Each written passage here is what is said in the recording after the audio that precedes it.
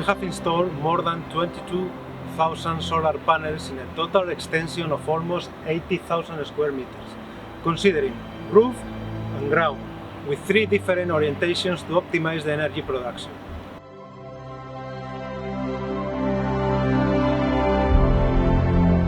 The new investment will minimize our dependence on conventional electrical resources.